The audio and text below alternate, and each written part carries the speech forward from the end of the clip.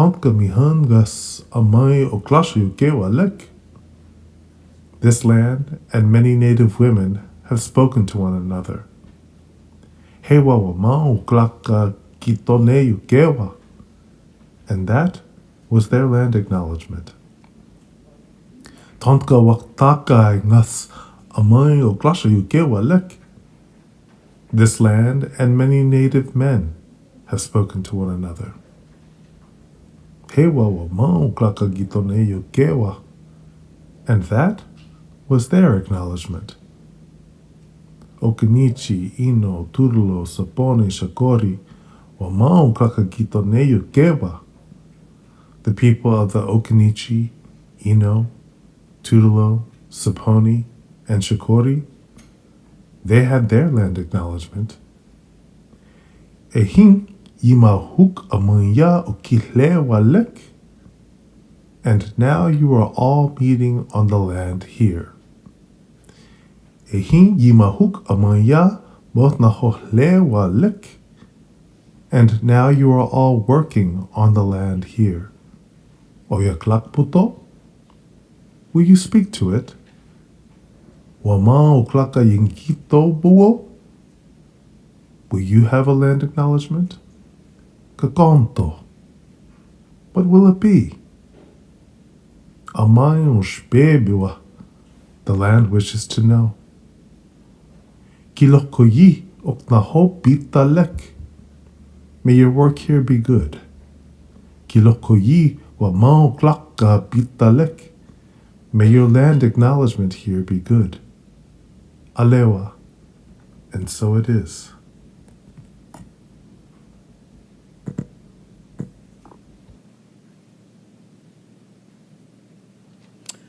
Assalamu alaikum. Buenos dias. Welcome to all of you. Thank you for attending the third annual Freedom Scholars Symposium. Special thanks to Dr. Corey Roberts, Assistant Professor of Indigenous Languages here at Elon, for that amazing land acknowledgement statement regarding the land on which this institution sits and the way that we want to honor and respect that history. Also, special thanks to my colleague, Dr. Wall, for the greeting regarding the emergency protocols and exits that you can clearly see as well. But we want to make sure for our guests that you know where those are. I also want to send a special welcome to Provost Rebecca Cohn for joining us, and to our KFF partner school from Kennesaw State in Georgia. We wish that more of their scholars could be here, but their program actually finished last week. I may have you, Seneca, come up a little later at the closing and say a word or two just to put you on the spot, but no pressure. We will, in a second, hear from Dr. Shelton, who will introduce our keynote speaker for the afternoon. I just wanted to share just briefly how absolutely thrilled I am by this cohort of Freedom Scholars who are completing their residency today. They are tired. They had their final exams this morning. They had to clear the dorm. They were getting their presentations ready. We were doing rehearsals last night, and I'm like lockstep with them. So I am tired as well, but good tired. So we have some amazing things in store for you. We will immediately after the reception go to Lakeside Meeting Rooms. Just follow the signs, and we will hear from some of the work that our amazing scholars have been doing with regards to their research and the integration of their civic engagement projects as well. So I'll introduce my partner in freedom, Dr. Joel Shelton.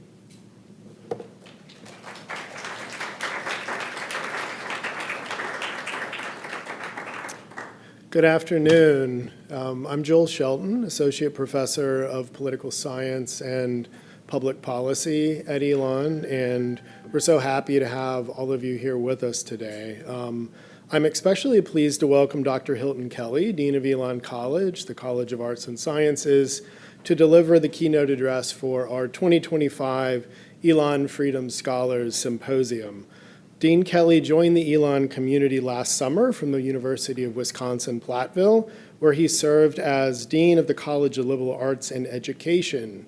Prior to that appointment, Dean Kelly was a member of the faculty at Davidson College for, I think, 15 years. Is that right, Hilton? And for many of those years, he was chair of the Department of Education Studies. An accomplished interdisciplinary scholar with a specialization in the sociology of education, Dean Kelly knows a thing or two about the relationship between education and freedom. His scholarship has engaged such topics as the experience of Black teachers in overwhelmingly white schools and the strategies utilized by Black teachers to build educational capital among their students in under-resourced schools. He has also examined the legal and scholarly activism of Black feminists during the civil rights movement, women whose contributions are too often to educational access and equity are too often overlooked. At Elon, Dean Kelly has energetically pursued a vision of the liberal arts and sciences that pairs deep disciplinary learning and interdisciplinary collaboration with the development of core competencies that will help students to succeed in the lives that they will lead after graduation.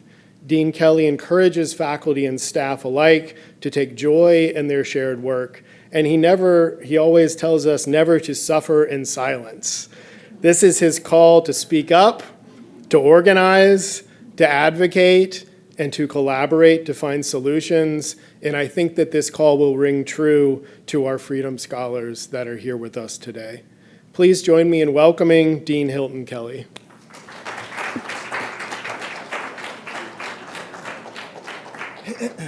Okay. Thank you, Joel. I should say Dr. Shelton. It is really a privilege to work at Elon University. I have amazing faculty, amazing students, an amazing provost. She's sitting right before us, and an amazing team. They're supporting me as well. So yeah, thank you, Joel, for that introduction. So I'm just going to get right into it. I would like to start by recognizing and thanking Dr. Prudence Lane, who invited me to give today's keynote. The Freedom Scholars Program is a labor of love for her. Whether she is dealing with a residence hall crisis, yeah, I heard about that, or organizing a field trip, there is always a smile on her face as she works tirelessly to build the program. So Prudence, will you stand? Let's give her a... I did this because I want you to know that I see you. The work you have done throughout the years has been a game changer in the lives of many students and families. I'm surprised I'm getting emotional. And I think some of it is just meeting some of you, and you're reminding me a lot about myself, right? As I started, college in 1991, and there's something special here. So I would also like to thank the faculty and staff who have given their time and energy and care to make this a signature program for Elon University. And special shout out to the students who I think have made a smart decision to enroll in the Freedom Scholars Program. You are now high school graduates. I couldn't wait to graduate from high school. Who have decided to control your destiny by acquiring educational capital. You clearly have read my work, Joel. You use that term. Yeah. Yeah. You weren't supposed to tell me that. Initially, and most of the people who work with me would say, I don't follow a lot of rules. I try. Provost is helping me with that. Initially, I was asked to give a traditional keynote address, which usually demands that I quote a few great thinkers, such as Martin Luther King Jr., Beyonce, or Kendrick Lamar, right? Tell how I healed the sick or raised the dead, and then offer some words of advice. I still might offer some words of advice. When I started writing the lecture that would have been about those who did not participate in the Black Civil Rights Movement, which I think that's what Prudence thought I was going to talk about, I kept thinking, these students don't want to hear this. Maybe it was I didn't want to write it. So I regrouped and thought I'll make it all about me and engage with students about things that are on their minds. I must confess that now, as I stand before you, I should have written the traditional, less personal keynote address. What I have put together for you today poses some risk because it is deeply personal, that betrays the notion that I was destined to be a dean of a college. In fact, everything about my upbringing, working poor, African American, coming of age in the 1970s and 1980s, boy child of a single mother and deadbeat dad, I can say it, who were both smart but did not attend college, suggests that I should not be standing before you today. With this in mind, Dr. Lane and I did agree that students will have an opportunity to ask us questions about the theme of cherished freedoms, which they have all studied this summer, and I know nothing about. So it should be a very interesting afternoon. So let's start. All right, 1. Picture this, 1979. I remember sitting on our couch pretending to read the pictures of my favorite book, Henny Penny. How many of you have heard of Henny Penny? Oh, good. Yes. Any of the scholars, have y'all heard of Henny Penny? Okay, they're like, no, we don't know exactly. Yes, okay. So, Henny Penny, the sky is falling, right? The protagonist is a chicken, also known as Chicken Little, who believes that the sky is falling when an acorn falls on its head. Henny Penny decides to tell the king, and on its journey meets other animals, Turkey Lurkey and Foxy Loxy, who join in the quest. Ultimately and unfortunately, a fox invites them to its lair and then eats them all. That's my keynote. That's what I want you to know. No. So I went from not being able to read this children's book, 1979, as I said, reading pictures, to using what I had learned in my elementary classroom, using phonics to decode or sound out words. Magically, the pictures began to bore out the meaning of the words. I remember the very day I connected pictures to words to understanding. I never felt or forgot the power I felt. I had broken through the proverbial wall of ignorance, or so I thought, and could read words and sentences like my sister. 2, there were very few books around my house. The Bible, a couple of Harlequin romance novels my mother read, and school books that appeared from August to June when they were collected by our teachers for summer storage. Over many years, and I see people like, yeah, that was my childhood too. Over many years, I started collecting and cherishing books by building a rather crude library. I acquired a teacher's edition from school. I may have stolen it. There was 1 or 2 encyclopedias, probably the letters H or K. I had a copy of a Reader's Digest I found somewhere. Someone gave me a children's Bible with pictures, and I eventually added copies of Ebony and Jet that I may have taken from or borrowed from the barbershop. 3, I started reading in the 11th grade. 4, it was the fall of 1990, and I was sitting in Mrs. Leanne Askew's 11th grade American literature class. Weeks had gone by, and I had noticed that Ms. Askew read a lot of books. Before or during class, Ms. Askew often talked about a book she was currently reading as if she was savoring a delicious piece of fruit or chocolate cake.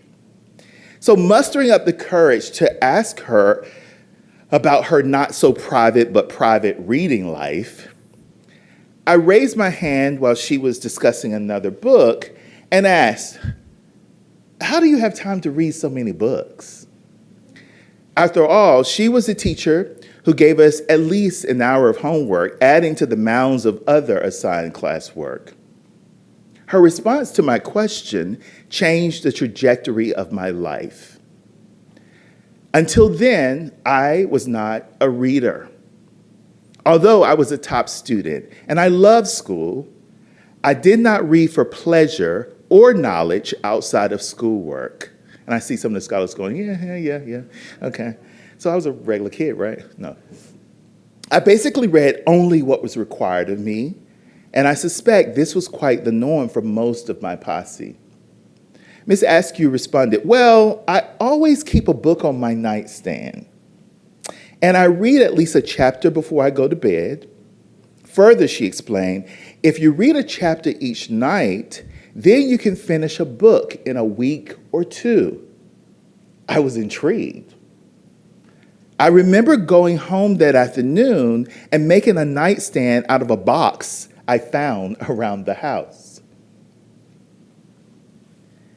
5, I asked my grandmother to take me to the bookstore where I purchased a book from the classics table.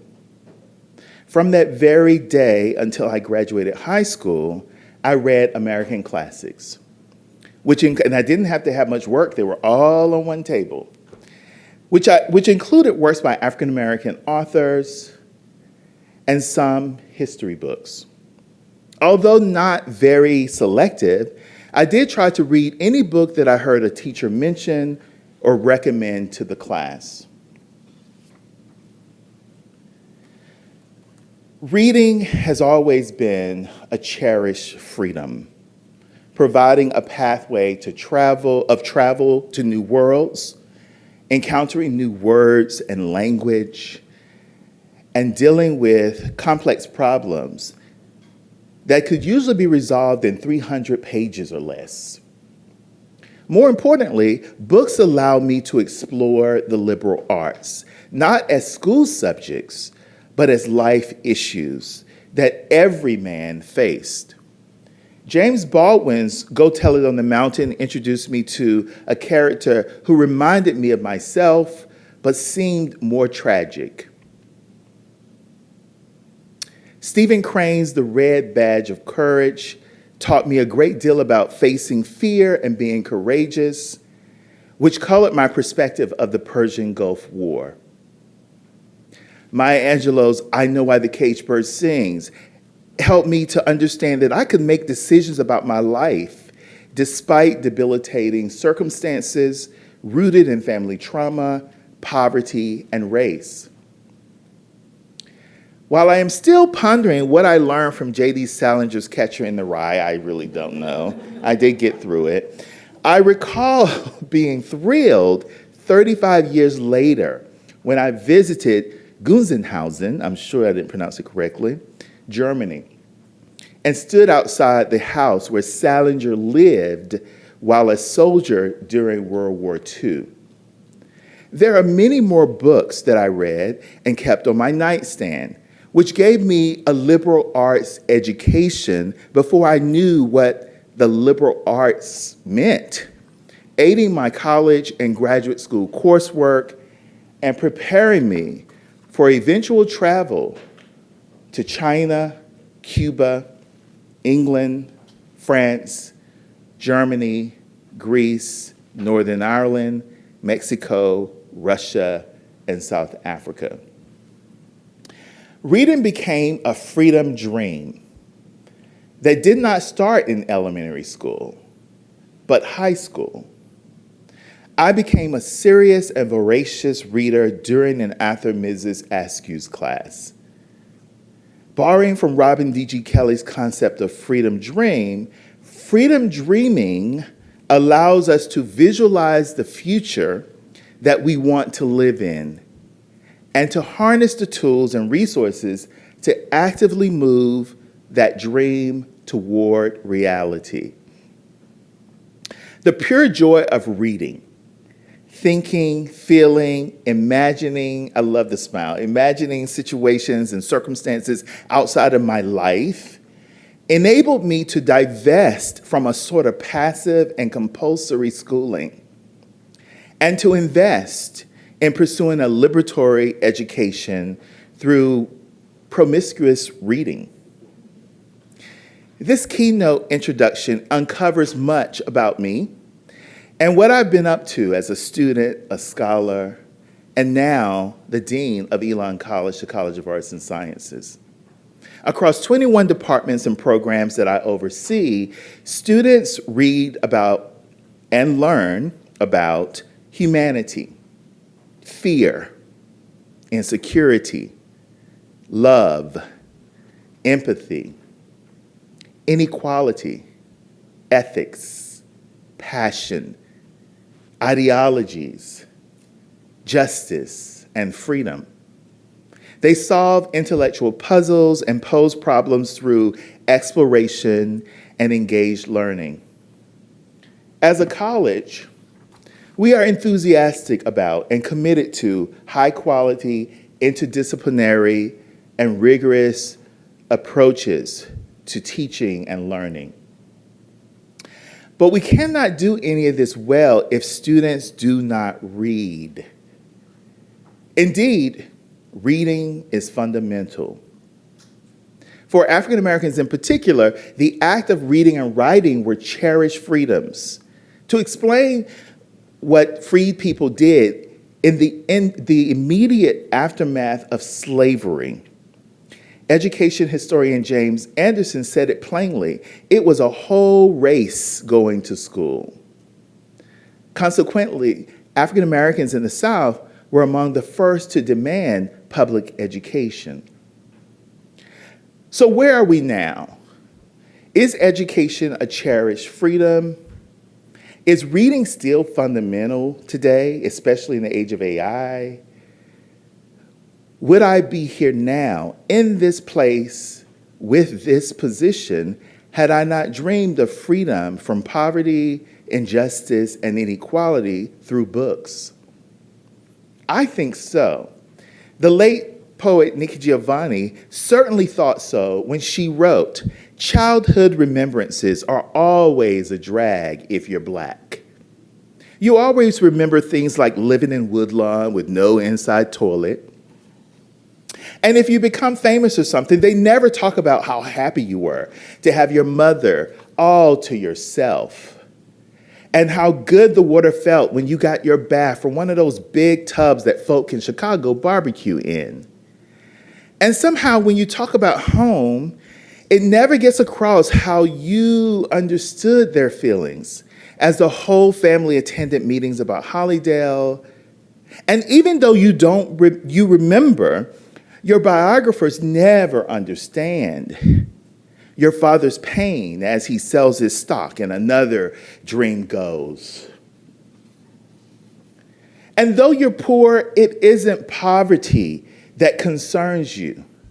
And though they fought a lot, it isn't your father's drinking that makes any difference, but only that everybody is together and you and your sister have happy birthdays and very good Christmases. And I really hope no white person ever has cause to write about me, because they never understand Black love is Black wealth. And they'll probably talk about my hard childhood and never understand that all the while I was quite happy. Thank you.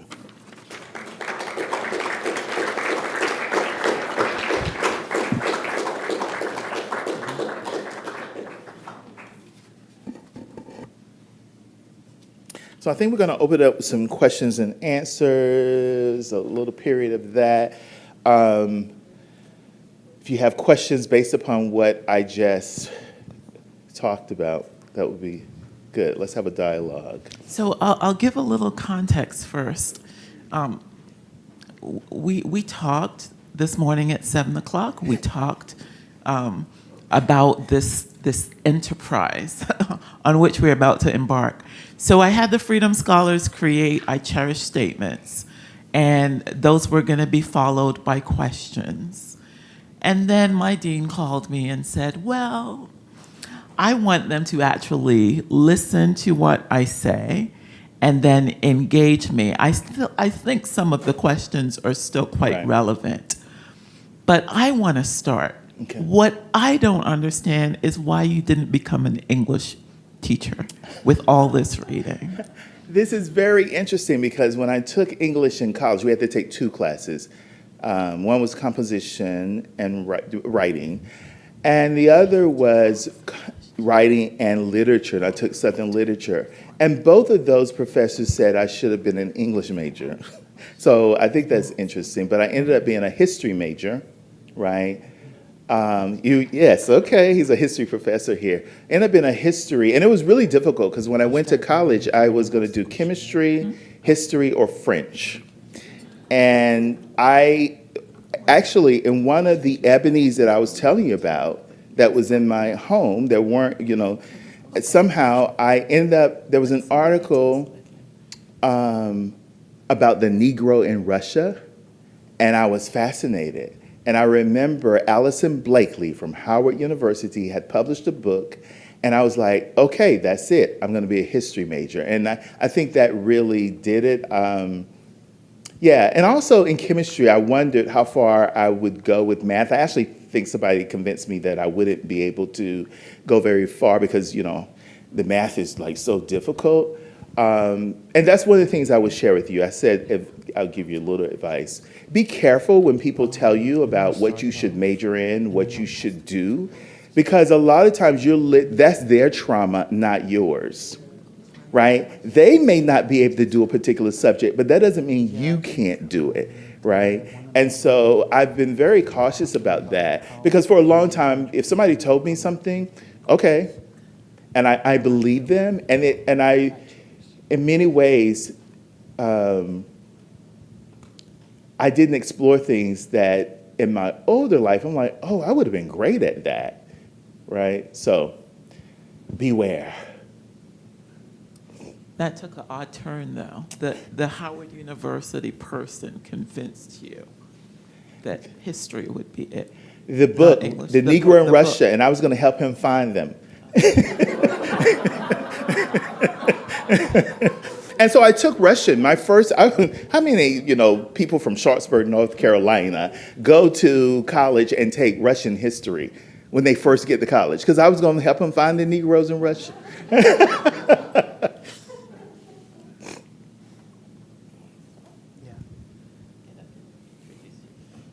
Hi, my name is Darwin, and I have a question for you, Dean. Yes, he's on his way. You're on your way to Elon University. Yeah. Yes. How can a liberal education help combat today's political issues? Yeah, I think if you, follow my logic, right, reading would be very, very important. Learning, exploring worlds other than where you live. So just before I came, I saw Joy Reid and someone else I don't remember having a discussion about the recent conflict in Iran, right? And there was everybody around the table, for the most part, you probably saw it, but everybody around the table, for the most part, were talking about this conflict with a very distorted history. She brought in factual history. You saw it? Yes, yes, yes. That they couldn't do anything but to really understand the kind of roots of the conflict. That is what's going to be important. Of course, I'm a history major. I would say that history matters, right? And reading matters, and being informed, right, is key to any social movement. Yeah. And one of the things I know as an Africana Studies, always an Africana Studies professor, one of the things I know is when we talk about the civil rights movement, we often think about that movement being spontaneous. Students kind of just walked out of school and protested. We think about, college kids who just went down south and if one of the things I wanted to do before leaving being a full professor was to write about the books that they were actually reading. Because when you really start, and you know a little bit, I know you probably know about this, that a lot of them were passing books around, reading, trying to understand the world they lived in, but more importantly, trying to, we talk about freedom dreams, reading scholars who were introducing them to the world otherwise. Not the world that they lived in, but the world otherwise, and what might that look like. And so the social movement, not only was it organized, there was organized resistance, but there were texts that they passed around and that they were reading, right, that shaped their activism. Okay, well, thank you. That was a great response. Oh, thank you. Thank you. Anybody wants to go next? Here's one here.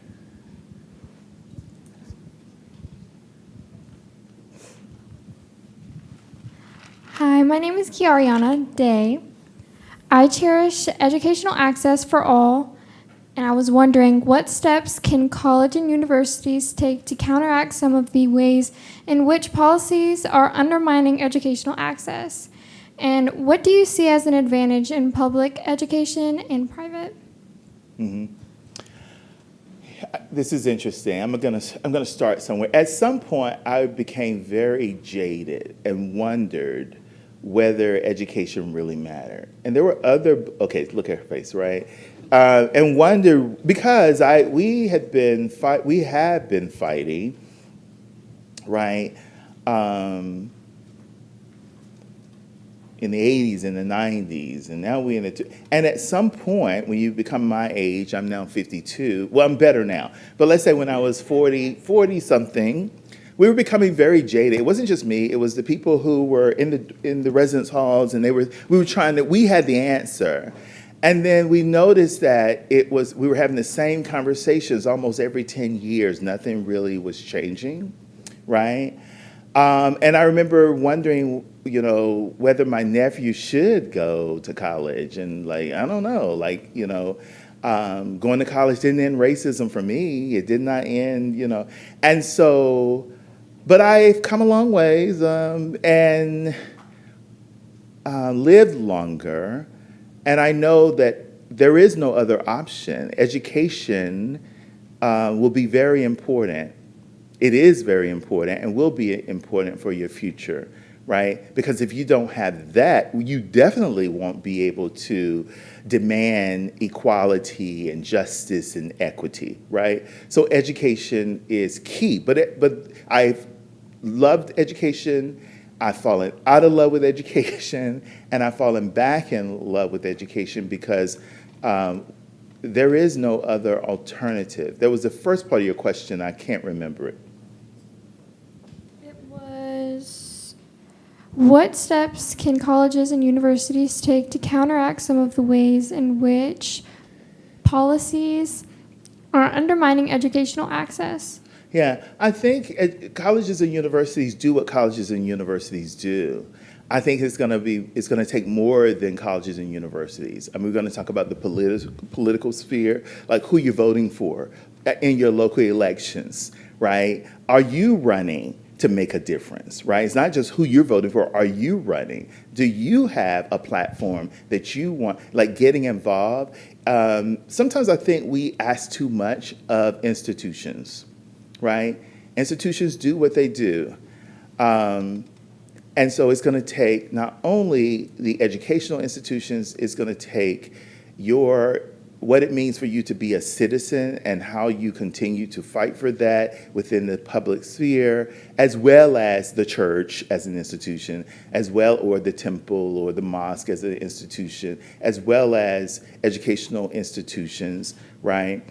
To solve this complex problem that we've been working on for a very long time. Things have gotten better. I'm standing here before you, but there's more work to do. Alrighty, thank you so much. All right, thank you.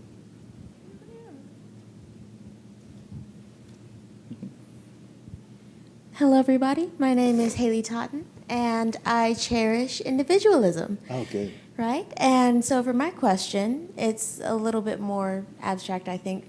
How, in your own personal experience, would you use individualism to kind of address the current politics of today? Yeah. I can tell you just a story that I told you. You could have, and I ended this very short keynote in the way I did, if you notice. I wanted people to understand that, yes, I was an individual who sought reading, or, reading, was my way to kind of get outside of my life, and it opened me up to just thinking differently. Like I said, the world otherwise, right? And so there could have been an individual, Hilton Kelly. He's been successful. He was an individual who did these things. I didn't end the keynote in that way. I ended the keynote with Nikki Giovanni's words, who tells you that poverty, right, inequality, all of those things were there, right? And it wasn't just me making a choice in a horrible, I was loved, right? I was in a family, right? When I say my father was a deadbeat dad, this is because he didn't get me some ice cream I wanted. He was, no, that my father loved me, probably too much, right? I won't say what I was about to say, but I was loved and I had a family. And one of the things I tell people is that there's one story you can tell about me getting here that is all about me as an individual fighting against the odds, which is not how I ended. It really is about, I grew up in a single wide trailer with, and that was better than what some had, but we had a single wide trailer, right? And if you looked at, I won't even describe the situation, right? But you would have said nothing good is going on at home. There's nothing but poverty or whatever. Inside of my house, though, I was raised middle class, right? And that will explain more about how I got here. So my mother worked for Sledge Lock, and she used to come home dirty. And she told my sister, this is so many times, she was like, you all are going to go to college and you're going to get jobs so that you don't come home dirty like me. That was her dream, right? That we would come home, that we could go to school dressed up and come home dressed up without dirty clothes, right? Because she would come home that way, right? So it wasn't Hilton, but I had a mom, I had a dad, I had a grandmother, and there was a family system that if you hear one part of that story, yes, raised working poor. We wish we were working class. That would have been nice. We were working poor. But there's also the other side of the story, and that is what Nikki Giovanni is really trying to get at. Yeah, so it's never the individual, right? It's more of like a community of people. Of course. I really appreciate that take on that. Right. And I will say this, as someone who went to graduate school, and y'all better stop this because I could talk forever. But I went to graduate school in Massachusetts, right? University of Massachusetts, Amherst. And I went to UNC Charlotte undergrad, and I was a little intimidated. Most people don't think I get intimidated, rarely. But there was a moment in graduate school, and we had like a book a week, and there was a lot of reading. There was a lot going on, and I was in classes with people from Harvard and Yale and Johns Hopkins and things like just. And they had gone there undergrad. But I remember this seminar very early in graduate school when the professor was like, Hilton Kelly, this is the best, in front of it was a seminar, this is the best paper. Like, what? I went to UNC Charlotte. The people around the room went to better institutions. I will tell you that it is because of my experiences and the way I grew up. It's the reason why my paper stood out and was a little different. So you need to lean into what we call community cultural wealth, right? There's a way in which we think about poverty, a culture of poverty and pathology, but you're learning resiliency.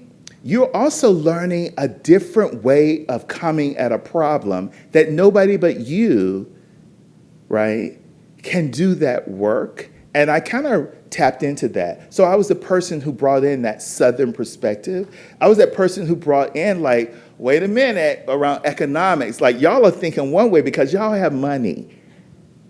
So you have monetarily solutions, right? But we ain't have money. But let me tell you what we did. And so it really caused me to stand out because of my social location in the world and the community cultural wealth that I learned from my grandmother, that I learned from my aunt, who was a number runner, right? Brilliant. She kept all the numbers in her head. Y'all know what a number runner is. She kept all the numbers in her head, never wrote anything down because you don't want to, because you know. And so I grew up around smart people, but not in the way that maybe Harvard and Yale thinks of them being smart. So I think in the interest of time, we're going to save some of the questions for the sessions as well because they apply. Could we thank Dr. Kelly? thank you. Thank Stay. you. Yes. Okay.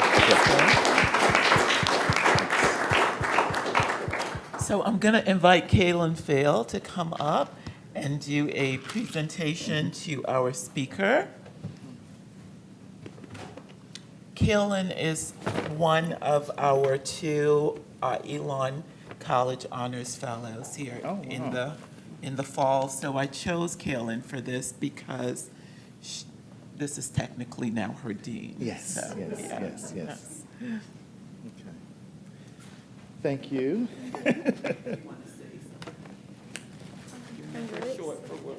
I'm really excited to attend Elon in the fall. Yes. And I also heard you speak with Elon Wind Ensemble in the spring semester. Oh, I yeah. really enjoyed You were it. there. Yeah. Okay, I really enjoyed it. okay. Very good. Okay. Well, the ensemble, yes. Well, great. We're looking forward to you joining us. And you have to come to the dean's office and hang out. There's a lot of food. There's a lot of food, yes. So thank you. Thank you. We cherish you, Dean Kelly, and we hope that you'll have some time to hear some of the students' work as well. The next session will begin as soon as we can make our way to Lakeside meeting rooms. As I said earlier, just follow the signs. We have provided you with a signed copy of the book, The Master Plan, by last year's speaker, Chris Wilson. Okay. And some other swag as well Okay, from thank Freedom you, Scholars. Thank you. So, Apropos, thank you based all. upon the talk. Yes, Yeah. yes, Thank yes, you. yes. Thank you all. Let's make our way to, and you can grab some food if you want to take some with you. Cool. So here we are, 486 bags of chips later. I don't know how many rolls of toilet paper, bottles of water, soda. One of the things our Freedom Scholars cannot say is that they were hungry in the 2 weeks of their summer residency. So this is the third and final year of the Knowledge for Freedom grant with the Teagle Foundation. So we really don't quite know what the future holds for the initiative, but in the 3 years we've been doing this, we have helped 53 of Alamance Burlington school systems' best and brightest. And I am not being biased when I say this was the best cohort. No, I say that to every cohort. The first cohort, I was like, y'all are my best. Like, you're the first, Dr. I was like, yeah, so you're the best. But this cohort, 100% of them were enrolled in dual degree programs. And you've heard from some of their research about the impact both of cost, college preparation, of doing dual enrollment. I think that your futures, I know that your futures are just tremendously bright. You are so talented and you have so much to offer the world. And one of the things that we wanted to make sure that we do for you is to set you up for college, understanding that when the world tells you you are not enough, you say, no, I'm just too much. So I want to also thank the parents and the families and the siblings for coming out to supporting your children in this endeavor and what began as a seed and a dream for me and that has now grown into this legacy. In the fall here at Elon, we will have 12 Freedom Scholars enrolled, 10 in the Odyssey program, which is a full tuition experience, and these scholarships are highly competitive. We will have 2 in our honors college. We will have leadership fellows. We'll have a presidential fellow, and they are all over. They have been at Clemson. She's about to transfer. NC A&T, Virginia Tech, University of Alabama, 2, 3 have gone off to perform military service. And one of the ways that we think about the work that we do here, and we have kept it local for the 3 years, is that so you build the Alamance County that you want, and that you see this as a place where you can come back and raise your families just like your families have raised you. So, when you are rich and famous, and Brittany is in her mansion, that she told us that, look for her one day, that it all really started with knowing that you are supported here, even in spite of ... So in this closing ceremony, we are going to celebrate our 17 members of the cohort who did the residency. We had 24 enroll this year, and we did something differently in the 3 years with the Teagle Foundation. And we're not only grateful for their financial support, but for the flexibility that they offer us in experimentation. We offered the residency at the end of the year as opposed to the beginning. So in our postmortem, Dr. Shelton and others and I will just think about how different elements of the structure work, and hopefully it will inspire other foundations or Teagle itself to continue the funding for the initiative. Again, really grateful that our partner institution, one of them at Kennesaw State, Dr. Vaught, has driven up here after completing his own program last week to be with us as well. We talked for more than a year now about trying to do the visit exchange as well. So let's go ahead and get started. I'm grateful for Dr. Kirby Wall, who is a professor in our Performing Arts Department, who teaches diction and also reads our names at commencement, one of our fantastic readers. He and I just had the opportunity to pop up to New York to do a pop-up graduation for one of our students, our former students now, who is in the Broadway play Stranger Things.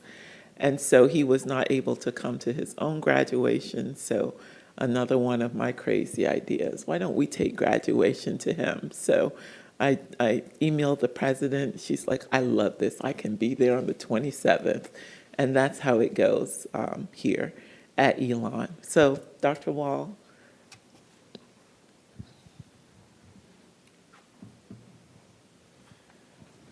Thank you. So I have the honor of calling the names of the Elon Freedom Scholars this year, and I will share a bit of biographical information about them as well. I should tell you that I will read that information as it is written in the first person. I am not the person I am talking about. I am talking about each scholar when I say I. Basan Abu Khalaf. Basan, yes. Basan shares with us that at Williams High School, I was enrolled in the International Baccalaureate program. I am very engaged inside and outside of school. I was a member of the Student Council, Key Club, and various honor societies, and I am the founder of the National Beta Club chapter, as well as the UNICEF Club. Outside of school, I enjoyed volunteering at my mosque as a Sunday school teacher, as well as a volunteer at Al-Aqsa Clinic. I love reading and writing in my spare time, in addition to spending time with my family and friends. And I will be attending North Carolina State University to pursue a BA in psychology and communications. I would like to work in the field of pediatric speech pathology in the future.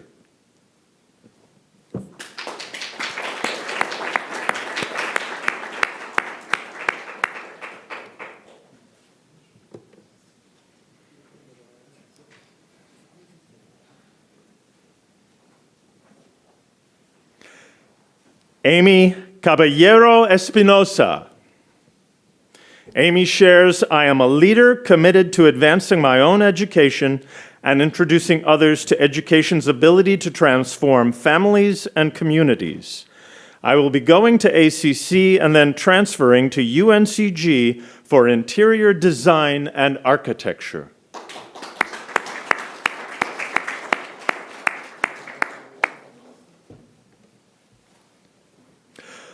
Rafael Campos Perez. I have been earning credits toward an associate's degree. I am also very involved with my church, where I help with the children's ministry and volunteer with church events. I enjoy art, cooking, and hiking. I will be attending UNCG in the fall, majoring in interior design.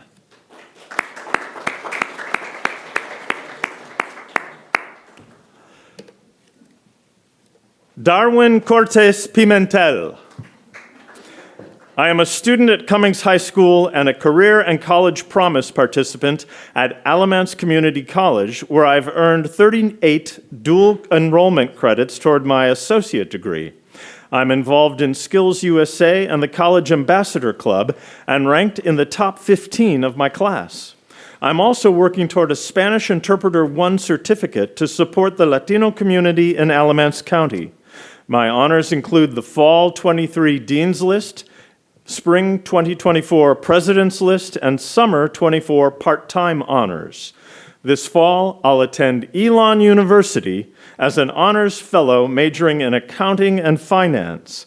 I plan to become a financial advisor or accountant and earn my CPA license.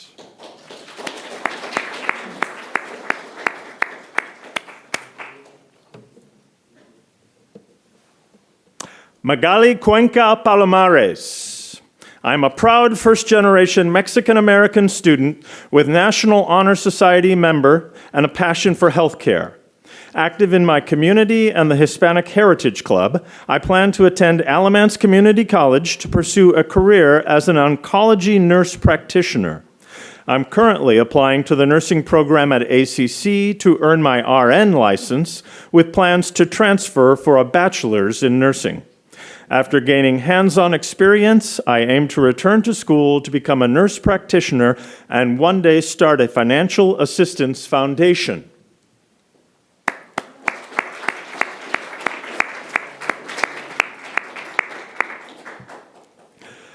Symphony Curtis. I am a dual enrollment student at Alamance Community College. I enjoy studying math and science. At my school, I was a member of the National Honor Society, holding a senior officer position. I was also a member of Student Council and was the student body vice president. At Southeast, I was also engaged in the Aspire Student Leaders, the Dream Team, and I served as varsity cheer captain. In my free time, I enjoy hanging out with friends, cooking, and traveling. I will be attending UNC Charlotte to major in biology on the pre-dental track. I would also like to attend the UNC Adams School of Dentistry to become an orthodontist.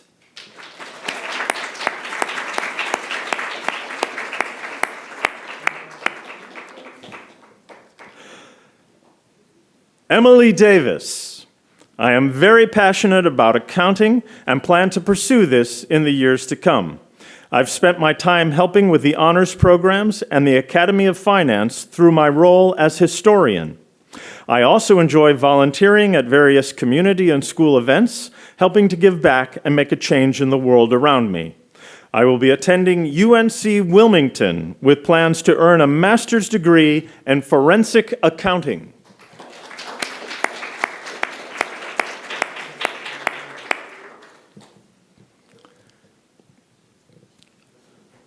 Kiariana Day. Growing up in Alamance County, I often struggled to find the information I needed to pursue educational opportunities. Seeing other students face the same barriers inspired me to create a program to help ensure equal access to resources. This fall, I'll attend Elon University as a leadership fellow majoring in digital marketing with a passion for empowering students to reach their full potential.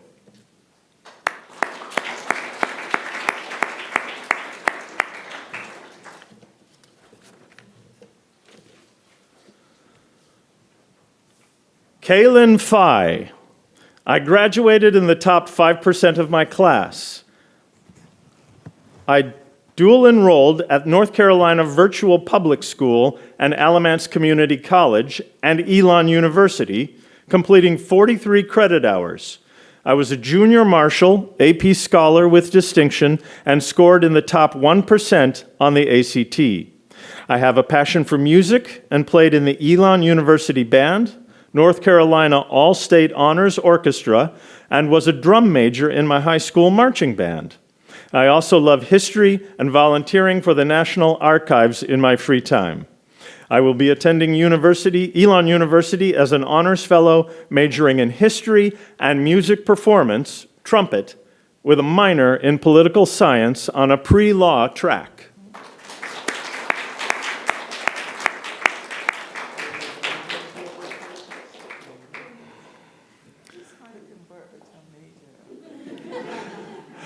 Stephanie Flores Portillo. I was a member of the National Art Honor Society, Environmental Club, and the Sinai Confirmation Program at Blessed Sacrament Church. I enjoy drawing, painting, sketching, boxing, and reading.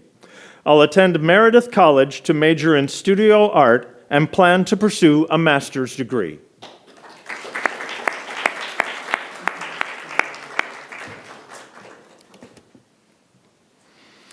Alba Martinez.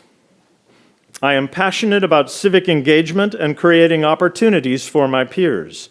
I enjoy learning about community involvement and hope to make a positive impact by providing resources that will help students better navigate their educational and extracurricular opportunities. I was in the C-STEP program and will earn 2 associate degrees at Alamance Community College, AS and AAS, before transferring to UNC Chapel Hill. I plan to pursue clinical lab science or biology.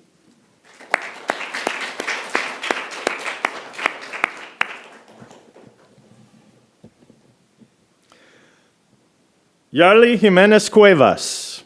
I'm a community leader and youth advocate with experience in nonprofit work, mentorship, and civic engagement. I began as a volunteer at my local community center, organizing tutoring sessions and workshops for elementary students. A 2025 graduate of Graham High School and Alamance Community College, I've earned an associate in arts and certifications in nonprofit training and outreach. I plan to attend Elon University to major in business and look forward to studying abroad to expand my global perspective.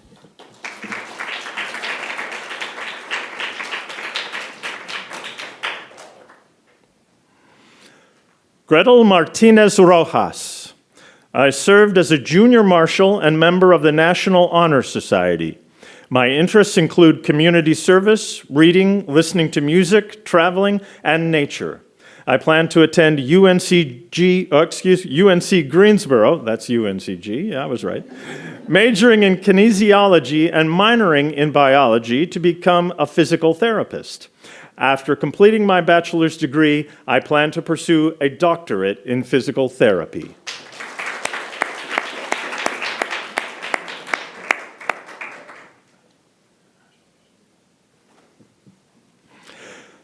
Brittany Mendoza Portillo. I was enrolled in early college classes in high school. My career goal is to become a police officer and later, possibly a private detective or FBI agent. Setting these goals has helped me to build confidence and be proud of myself. I see that I can make positive changes in my life as well as help others to do the same. I love soccer, horses, and helping others. I will be attending Alamance Community College with plans to transfer to Appalachian State University.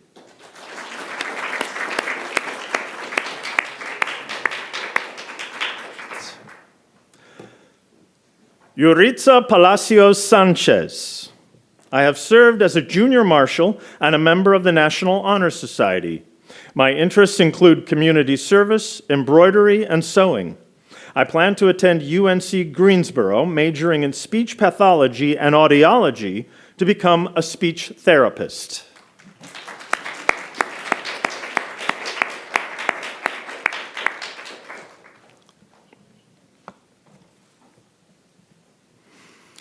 Inaya Siddiqui. While in high school, I co-founded both the National Beta Club and the UNICEF chapter.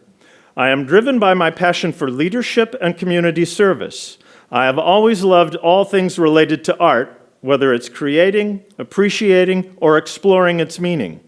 I will be attending UNC Chapel Hill this fall, where I plan to study biology.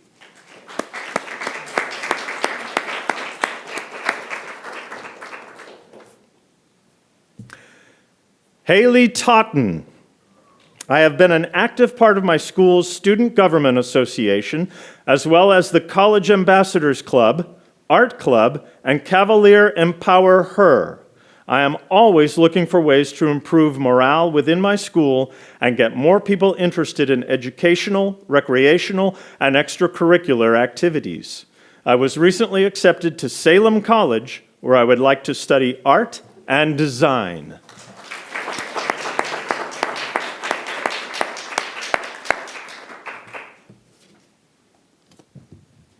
Thank you, Dr. Wall. And so we have two special presentations. So we are recognizing two of our scholars who have been selected as as humanities fellows by the Teagle Foundation. You've heard a lot about that today. And one of the things that we want to make sure that we do is set you up well for college, not just in your coursework, but in other ways that we can support you. So Lily and Yarly, if you would come up.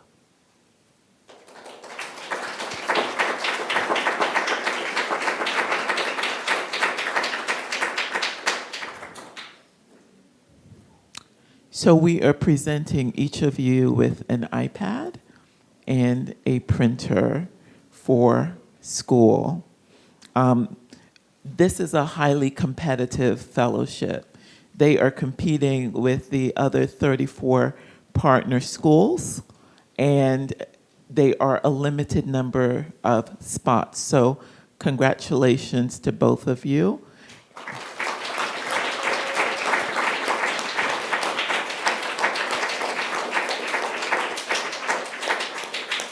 And it is pretty significant that we got two out of the lot. Seneca, did you guys get any? That was so shady. I'm so sorry. Those are our presentations, and then we're going to hear from the representative for the Freedom Scholars. Oh, you guys can sit. It'll be here for you when you're good. Thank you. So I want to just say a couple quick thank yous, and then we will have Symphony Curtis from the class of 2025 close us out on behalf of the cohort. What am I doing? So none of this would be possible. I couldn't do this without the help of the amazing Tammy Womack, our project coordinator,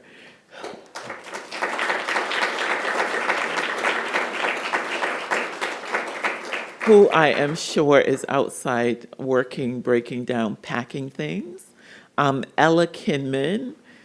Ella, as you all know, my scholars know, has been my advisee, student, employee since her first year here at Elon, and she will be a senior in the fall. I've asked her to consider a 5th year of eligibility, but she is determined to graduate on time. So, Ella Kinman, thank you very much for your tutoring, for your media assistance, for being the everything for both Tammy and I, and a special thank you to my mom, who is so quiet and just loves this work and being around young people and is keeping you all fed. She's like, they're out of snacks.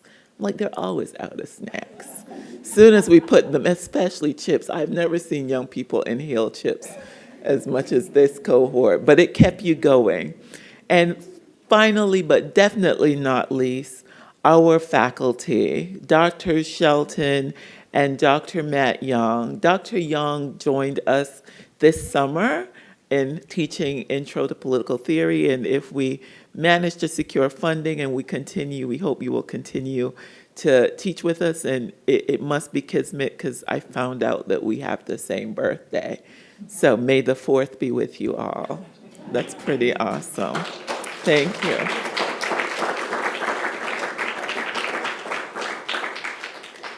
Symphony. She's like, what should I say?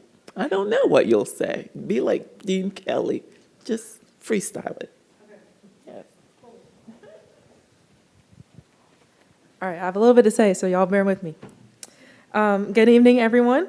On behalf of the class of 2025 Elon Freedom Scholars, I want to say thank you, not just for the opportunity to be here, but for everything this experience has meant to us. During these past 2 weeks, they have meant so much more than just a summer program. They have been full of learning, yes, but also full of moments that we'll remember long after we leave this campus. When we first arrived on campus, some of us weren't sure what to expect, but it didn't take long for strangers to start feeling like familiar faces. From the late night study sessions, where we somehow managed to stay focused after way too many snacks, to the times we turned the common room into a makeshift classroom or just a space to decompress and laugh, it felt like we were building something bigger than just academic knowledge. We were building a community. We'll definitely never forget the night that we left study hall and I got absolutely drenched in the rain. Our shoes were soaked, but we could not stop laughing. And that moment, like so many others, reminded us that it's not about things going perfectly, but it's about the people you're with and the memories you'll make along the way. Moments like that reminded us that sometimes unexpected things are what bring us closest together.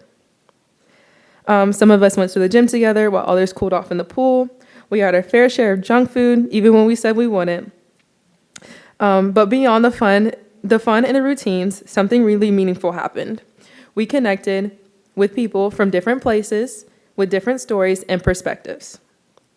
In those connections, the conversations, the understanding, the friendships, they're what made this experience feel so special. To the mentors, staff, and everyone who made this residency possible, Dr. Lane, Dr. Young, Dr. Shelton, Miss Ella Bella, that I know Dr. Lane calls her. Thank you for your patience, your encouragement, and for creating a space where we could fully show up as ourselves. You didn't just teach us, you listened to us. You gave us a space to grow. And to my fellow scholars, thank you for the laughs, the deep talks, and the shared snacks and the late night pep talks. We came here as strangers, but we're leaving something as so much more. So yes, this is a goodbye to campus, but it is not a goodbye to each other or to everything we've gained here. Because everything we've learned, all the growth we have experienced is going to travel with us. We're leaving this campus not just as students, but as young people ready to lead, to question, and to build something better. And so with our wet shoes, full hearts, and a better sense of the kind of leaders we want to become, thank you for believing in us, and thank you for helping us believe in each other. Thank you.